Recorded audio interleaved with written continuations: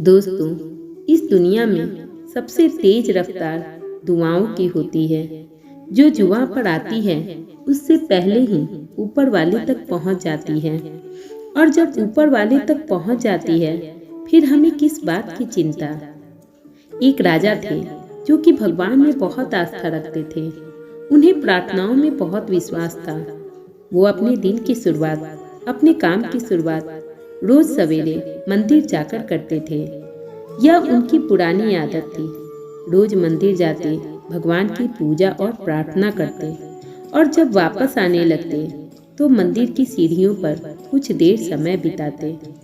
परंतु इधर कुछ दिनों से रोज ऐसा होता कि राजा जब सीढ़ियों पर बैठते तो उनके दाएं और बाएं दोनों तरफ एक एक भिखारी बैठे रहते।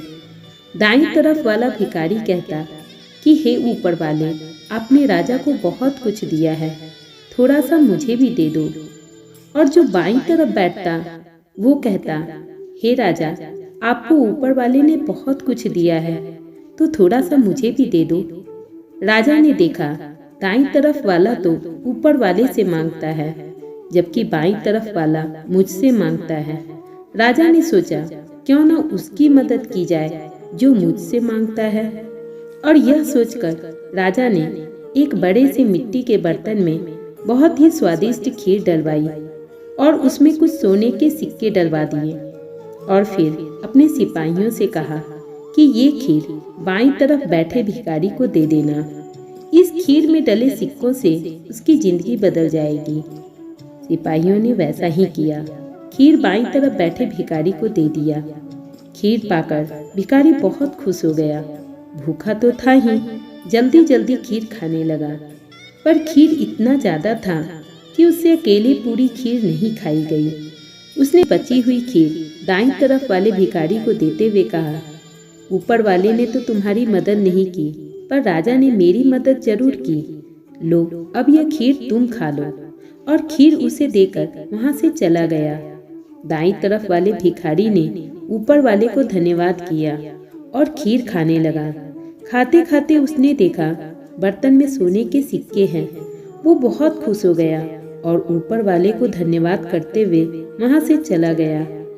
दूसरे दिन राजा जब पूजा करके मंदिर से बाहर सीढ़ियों पर आकर बैठे तो उन्होंने देखा कि बाईं तरफ वाला भिखारी वहीं बैठा है, पर दाईं तरफ वाला आज वहाँ नहीं है।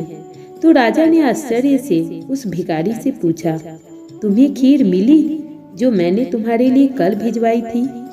तो उस भिखारी ने हाथ जोड़ते हुए राजा से कहा, हाँ महाराज, खीर बहुत स्वादिष्ट थी।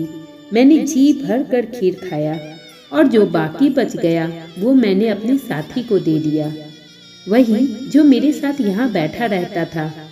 पता नहीं आज क्यों नहीं आया। उसके इतना कहते ही राजा आश्चर्य से ऊपर वाले को देखने लगे और हाथ जोड़कर भगवान से कहने लगे, हे भगवान, सच में देने वाले तो आप हो। जो आपके चरणों में आ गया, जिसने आपके आगे हाथ फैला दिया, उसे किसी दूसरे के सामने हाथ फैलाने की जरूरत ही नहीं। दोस्तों, जब हम दिल से दुआ करते हैं, मन से प्रार्थना करते हैं, तो हमारी दुआ जरूर कबूल होती है।